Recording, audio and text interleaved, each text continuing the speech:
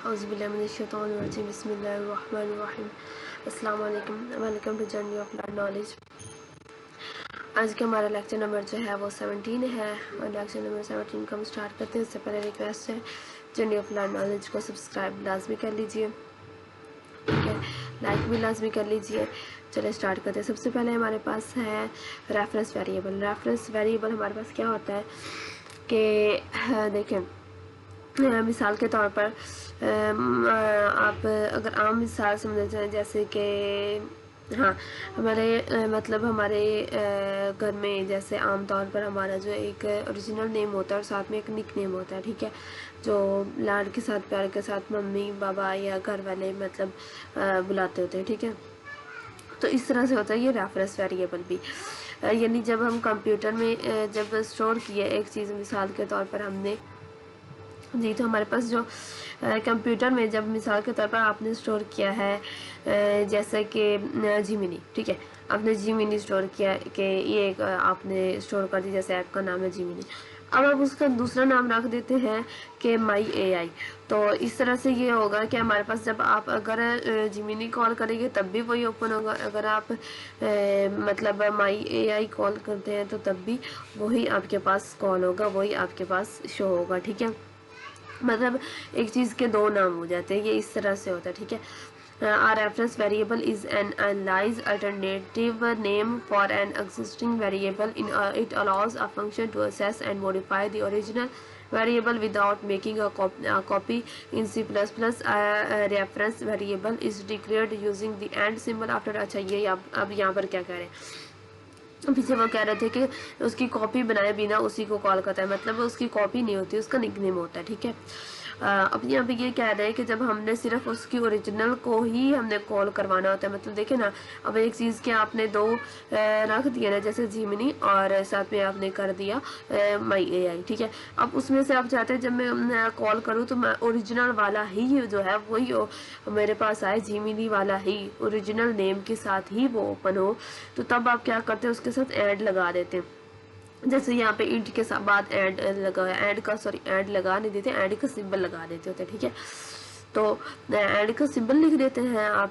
तो उससे क्या होता है, जब हम फंक्शन, जब जैसे हम फंक्शन वर्क कर रहे हैं, जब आप इंट के साथ जैसे आप ऐड लगा दिए ना, तो अब इसकी जो ओरिजिनल चीज़ होगी ना, मतलब जो ओरिजिनल नेम होगा वो अपने ओरिजिनल नेम के साथ ही कॉल होगी, ना कि उसके रेफरेंस वेरिएबल के साथ, ठीक है। समझ आ गई होगी उम्मीद है आपको। Symbol after the type of the variable in the function parameters. Parameters आपको सिंपल वर्ड्स में बताओ, अक्सर बच्चे कंफ्यूज हो जाते हैं कि पैरामीटर्स यूज़ हो रहा है लेकिन पैरामीटर का मतलब का नहीं पता। तो देखिए, जैसे हम चाय बनाते हैं ना, तो चाय में जो चीज़ें हमारे पास यूज़ हो रही है, जैसे चीनी, पत्ती, दूध, और फिर उसमें आप इलायची वगैरह कोई डाल रहे हैं वगैरह, वैसे अच्छी तो नहीं लगती ऐसे, ठीक है। मतलब वो जो चीज़ें हैं ना, वो है हमारे पास पैरामीटर्स होते हैं, ठीक है। इसी तरह जब हम कोई फंक्शन कर रहे हैं, उसमें जो चीज़ें हमारे फंक्शन करने के लिए, उसको हमको करने के लिए जिन चीज़ों की हमें ज़रूरत दरकार है, जो हमें चीज़ें चाहिए, वो हमारे पास होती है पैरामीटर्स, ठीक है। इसके बाद है हमारे पास कॉल बाय वैल्यू। सॉरी, माफ कीजिएगा। अच्छा, हमारा कहाँ गया, हमारा है कॉल बाय, नहीं ये तो रेफरेंस आ गया, हम ऊपर थे कॉल बाय वैल्यू पर, ठीक है। कॉल बाय वैल्यू हमारे पास क्या है, call by value is a method of passing arguments to a function in which a copy of the argument is changed made to be parameter। मैं आपको वैसे समझा दूँ, आप रीड कर लीजिएगा। यार बताइए क्या, एक तो गला ख़राब है तो फिर बोल बोल के बहुत प्यास लग जाती है, ऊपर से गला ख़राब हो तो बिल्कुल भी साथ नहीं देता, ठीक है। तो कॉल बाय वैल्यू हमारे पास क्या है कि जब एक फंक्शन वर्क कर रहा होता है ना, उसमें हमने अपनी वैल्यू दी है, ठीक है। तो वो जब फंक्शन वर्क करने लगते हैं ना, वो क्या करते हैं, उस वैल्यू को कॉपी कर लेते हैं। उस वैल्यू को कॉपी करने के बाद अलग कर लेता है और फिर उसके साथ अपना वर्क स्टार्ट करता है। जैसे हमने फंक्शन में वैल्यू स्टोर की 5, ठीक है। तो वो 5 जब उस पर वर्क करने लगेगा, नेक्स्ट वर्क करने लगेगा, मतलब उसमें हमने माइनस करना है, प्लस करना है, उसके साथ किसी और को मल्टीप्लाई करना है, ठीक है, जो भी वर्क करना है, तो वो उसको कॉपी कर लेगा और अलहदा से उस पर वर्क करेगा सारा। और जो उसकी ओरिजिनल वैल्यू होगी ना, जैसे 5 है, उसका उसका अलहदा से वर्क तो हो रहा है। जैसे 5 में से -1 किया, 4 बचा, वो हमारा 4 बचा, लेकिन वो फंक्शन एक उस कॉपी करके फिर वर्क कर रहा है, ठीक है। लेकिन जो उसकी ओरिजिनल वैल्यू होगी ना हमारे पास 5, वो मौजूद रहेगी। ये कॉल बाय वैल्यू में, ठीक है, कॉल बाय वैल्यू में ऐसा होता है। अब इसके की पॉइंट्स पढ़ रहे थे, आइए आप ऊपर वाला रीड कर लीजिएगा खुद ही, ठीक है।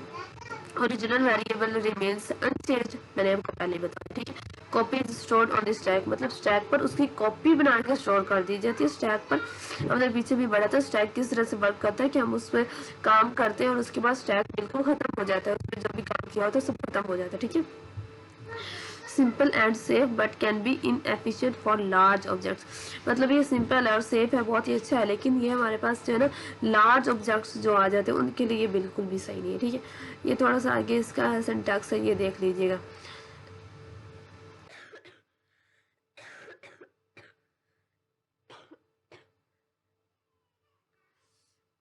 ओके, नेक्स्ट है हमारे पास कॉल बाय पॉइंटर। अच्छा, कॉल बाय पॉइंटर या कॉल बाय एड्रेस है हमारे पास, उसमें क्या है हमारे पास के, ये मैं आपको वैसे बताती हूँ, ठीक है। आप ये रीड कर लीजिए, नायत इंसान और इजी वर्डिंग में ये सारी चीज़ लेके। इस चीज़ का हमारा स्टार्ट करने का मकसद ही यही है कि जो डॉक्यूमेंट्स में या पीडीएफ्स में हमारे पास इतने मुश्किल वर्डिंग होती है, समझ नहीं आती, ठीक है। तो यहाँ पे सारी इजी वर्डिंग होती है, इजीली हर कोई समझ सकता है, बहुत ही इजी सादा सी सिंपल सी वर्डिंग होती है। इंग्लिश भी इजी वाली यूज हुई होती है, ठीक है ना, कोई भी इजीली समझ सकता है। तो आप ये रीड कर लीजिएगा, ठीक है। कॉल पे पॉइंटर और कॉल पे एड्रेस क्या है हमारे पास, वो ये है। अब आप देखिएगा, अब कॉल पे वैल्यू और कॉल पे पॉइंटर में आप फ़र्क देखिएगा। इसमें क्या होता है कि इसमें हमने जो वैल्यू लेनी होती है ना, उसके लिए हमने डायरेक्ट उसका जो पॉइंटर होता है ना, यानी जो एड्रेस होता है, उसको ही हमने पॉइंट आउट कर देना होता है, ठीक है। जब हम उसको कर देते हैं ना, तो इसमें हमारे पास जो वैल्यू होती है ना, उसकी चेंजिंग होने का होता है खदशा, इसका होती है कि वो चेंज हो जाएगी वैल्यू। पीछे में हमने कॉल बाय वैल्यू में देखा था, हमारी ओरिजिनल वैल्यू वैसे ही हमारे पास स्टोर रहती है, उसमें कोई इफेक्ट नहीं होता, ठीक है। लेकिन कॉल बाय पॉइंटर में हमारे पास जो वैल्यू होती है वो चेंज हो जाती है, क्योंकि इसमें हम डायरेक्ट उसका एड्रेस ही दे रहे हैं, ठीक है। देखिए ना, आप यूँ मिसाल ले लें, बिलफर्ज कि आपने ना अपने किसी दोस्त से किताब लेनी है, ठीक है। अब वो क्या करता है, वो उस किताब की कॉपी जो है ना, कॉपी बना के फिर आपको दे देता है, ठीक है। तो आप वो उस कॉपी को यूज़ कर लेते हैं, ठीक है। लेकिन जो उसकी ओरिजिनल किताब है वो सेफ रहती है, उसमें कोई चेंजिंग नहीं आती, कुछ भी नहीं होता, ठीक है, वो महफूज रहेगी। लेकिन अगर वो आपका दोस्त बुद्धू है, उसने आपको अपनी किताब ही पकड़ा दी है सारी की सारी, ठीक है, तो वो क्या होगा, अब किताब गुम भी हो सकती है, और उसके अलावा गुम को छोड़े आप, तो उसमें आप चेंजिंग कर सकते हैं, आप पढ़ते पढ़ते कुछ लिख सकते हैं, कुछ ऐड कर सकते हैं, ठीक है, और फिर वो खराब भी हो सकती है, ठीक है। तो मतलब चेंजिंग तो हो गई ना, हमारा मकसद तो ये है चेंजिंग, ठीक है, चेंजिंग तो हो गई ना। तो इस तरह से है कि जब आप उसका एड्रेस ही दे देंगे, कॉल बाय पॉइंटर में फंक्शन को उसका वैल्यू का एड्रेस ही दे देंगे, तो वो उस वैल्यू जो है उसमें चेंज हो सकती है, ठीक है। जैसे requires D referring with static, मतलब इसको डी रेफरिंग स्टैटिक के पॉइंट से इशारे से किया जाता है, ठीक है। ओरिजिनल वेरिएबल इज मॉडिफाइड, ठीक है। अब देखें, मॉडिफाइड हो सकते हैं ओरिजिनल जो वेरिएबल्स होते हैं। Pointer syntax can be more complex, इसका जो सिंटैक्स होता है पॉइंटर वाला वो मोर कम्प्लेक्स होता है, ठीक है। अब नीचे इसका सिंटैक्स आप देख सकते हैं, ठीक है। उसके बाद है हमारे पास कॉल बाय रेफरेंस। अब देखें, हमने दो चीज़ें पीछे पढ़े, call by value, call by pointer और एड्रेस, और अब है कॉल बाय रेफरेंस। और कॉल बाय रेफरेंस क्या है, अब फिर वो चीज़ आप रीड कर लीजिएगा, ठीक है। अब आपको बताती हूँ कॉल बाय रेफरेंस क्या है। ये है कि आप यूँ देखें हैं कि जैसे ना एक संदूक है, उसमें कुछ एलिमेंट्स पड़े हैं, ठीक है। अब वो संदूक किसी जगह पर पड़ा है, ठीक है। अब जब तक आपको उसके एड्रेस का पता नहीं चलेगा, ठीक है, तो तब तक तो आप उस तक नहीं पहुंच पाएंगे ना, ठीक है। तो उसके लिए आपके पास एक पेज मौजूद है, ठीक है, उस पर उसका एड्रेस मौजूद है। अब वो जो पेज है वो पॉइंटर है, पेज क्या है, पॉइंटर, जिसमें एड्रेस स्टोर होता है, ठीक है। अब वो आप वहां से उस पेज को निकालेंगे, यानी पेज हमारे पास क्या है, पॉइंटर है, समझ आ रहा है, पेज हमारे पास क्या है, पॉइंटर है। अब उस पेज पे क्या मौजूद है, एड्रेस, ठीक है, एड्रेस मौजूद है, ठीक है। आप वहाँ से एड्रेस नोट करेंगे। एड्रेस नोट करने के बाद आपको पता चलेगा वो संदूक कहाँ पर पड़ा है। आप उस एड्रेस पर जाएंगे, संदूक को देखेंगे, ठीक है, ये संदूक पड़ा है। अब आप उसमें से इजीली अपनी वैल्यू निकाल सकते हैं, ठीक है। कॉल बाय रेफरेंस बिल्कुल इसी तरह से काम करता है कि फंक्शन में हमारे पास एक ख़ास मौजूद होता है, लेकिन हम मौजूद होता है, हमारे पास पॉइंटर मौजूद होता है जिसमें एक एड्रेस मौजूद होता है। और इस एड्रेस में हमारे पास उस एड्रेस में हमारे पास वो उस जो एलिमेंट्स आगे पड़े हैं हमारे पास उनका एड्रेस मौजूद होता है कि वो किस जगह पर मौजूद है, ठीक है। तो इस बड़े प्रोग्राम में ये ढूंढना बहुत ही आसान हो जाता है, ठीक है। जैसे कि ये achieves the effect of call by pointer without pointer syntax, मतलब कि हम जो किसी भी पॉइंटर को ना उसके सिंटैक्स के बिना ही उसको कॉल किया जा सकता है, ठीक है।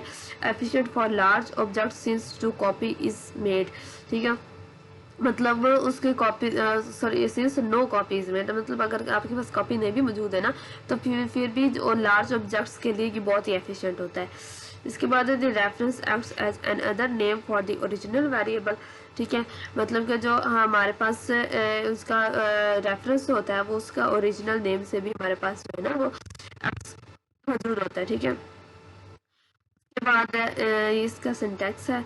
फिर हमारे पास एक्टिवेशन रिकॉर्ड स्टैक फ्रेम। अच्छा जी, अब हमारे पास है एक्टिवेशन रिकॉर्ड स्टैक फ्रेम, ठीक है। ये क्या है? An activation record is a block of memory created on the call stack when a function is called, ठीक है। अब देखें हमारे पास स्टैक में हम कहते थे ना कि हमारे पास कॉल स्टैक एक ऐसा फंक्शन मौजूद होता है जिसमें सारे उस फंक्शन के वर्क करने के सारे जो पैरामीटर्स होते हैं वो मौजूद होते हैं, ठीक है। जो भी चीज़ उसमें यूज़ होनी होती है जो फंक्शन वर्क करना होता है, ठीक है, तो वो सारी चीज़ें मौजूद होती हैं, जैसे फंक्शन पैरामीटर्स, लोकल वेरिएबल्स, रिटर्नर्स, ठीक है, ये सारी चीज़ें मौजूद होती है, ठीक है। तो ये पिछले वाले लेक्चर्स में भी हम देख चुके थे। तो वो उस बॉक्स में सारी उसकी इंफॉर्मेशन मौजूद होती थी जो हमने प्रोग्राम नेक्स्ट करना होता था, ठीक है। तो ये एक्टिवेशन रिकॉर्ड वही चीज़ है, ठीक है।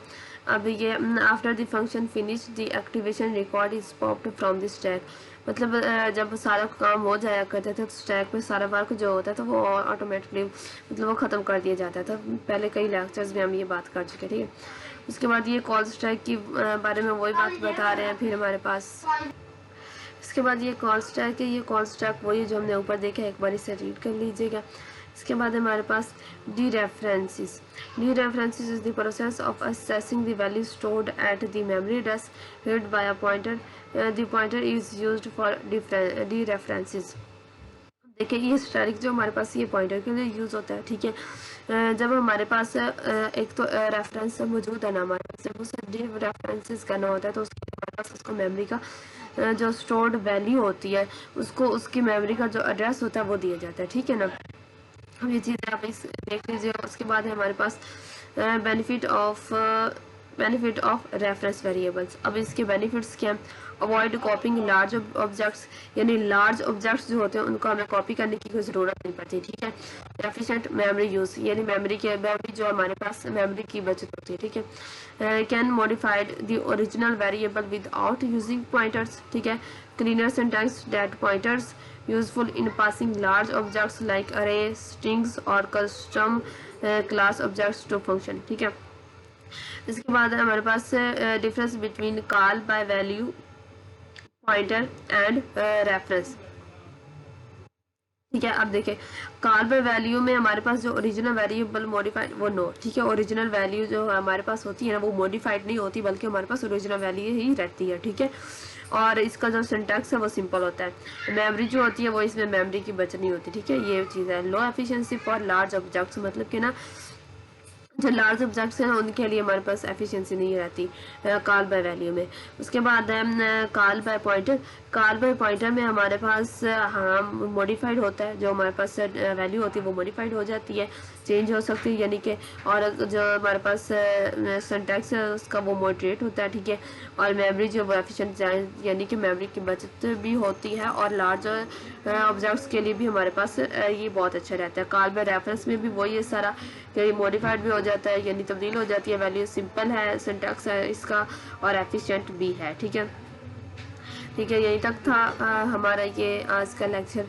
नेक्स्ट लेक्चर के लिए इजाज़त दीजिए और चैनल को सब्सक्राइब लाजमी कर लीजिए और दुआ में याद रखिए। अल्लाह हाफिज़।